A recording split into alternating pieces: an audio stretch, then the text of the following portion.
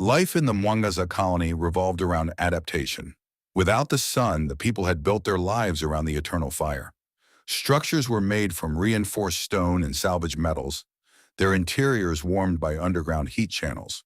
Crops were grown in terraced greenhouses near the fire's edge, carefully managed to sustain the colony.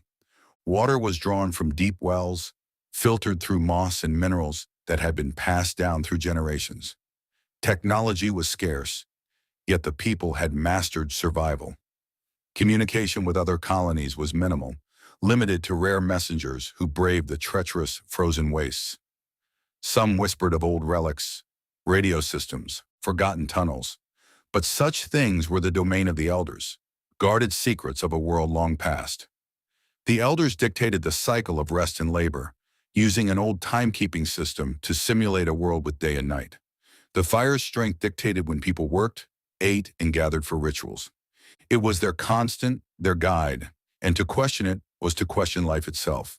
Without the sun, warmth came from geothermal vents harnessed into underground dwellings. Crops, grown in greenhouse chambers, relied on the fire's glow. Tools were simple, built for necessity rather than comfort. The people had learned to endure. But as the flames rose higher, so too did uncertainty. Back in their small home, Mlinzi and Walezi watched their older child, Ayo, who gazed at the newborns with wide, curious eyes. "You must never tell anyone," Mlinzi told him softly, "not even your closest friends." Ayo hesitated, shifting on his feet. "But why?" "Because if they find out, they will take one of them away," Walezi whispered. Ayo's small hands curled into fists. "I won't let them." Mlinzi exchanged a glance with Walezi. Their son was still young, but children had loose tongues. Would he truly be able to keep such a secret? They had no choice but to trust him, to trust that he understood. Mama Makunga swore herself to secrecy. She had been a guardian of many secrets in her long life.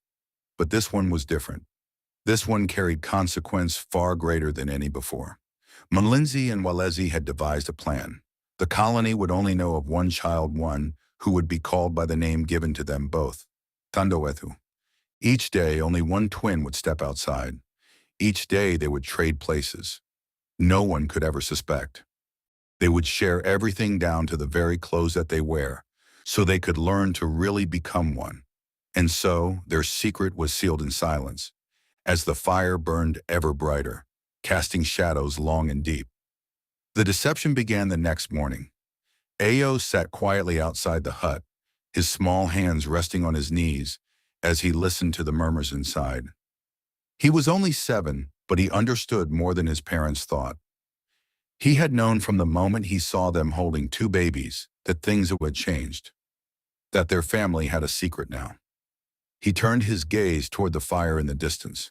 It was still burning high. He wondered if the elders would come looking for answers. He would have to be careful. His father always told him that a strong man protects his family. Their home changed. A false wall was built in the back room, creating a hidden space for the twin who must remain unseen. Supplies were gathered carefully, discreetly to sustain them. Every sound, every movement had to be calculated. It required complete discipline. The twins would have to learn to be one. They would share a name, a life, and a destiny. They would mirror each other's movements, share every detail of their experiences. They would become 2 halves of the same whole, unseen by the world. Mlinzi, knowing the dangers his family faced, took extra labor shifts to ensure they received enough rations, though the weight of his secret gnawed at him. Meanwhile, their eldest child, Ayo, helped where he could, his small hands assisting in the quiet deception that protected his siblings. He took pride in it, but he too feared what would happen if they were ever discovered.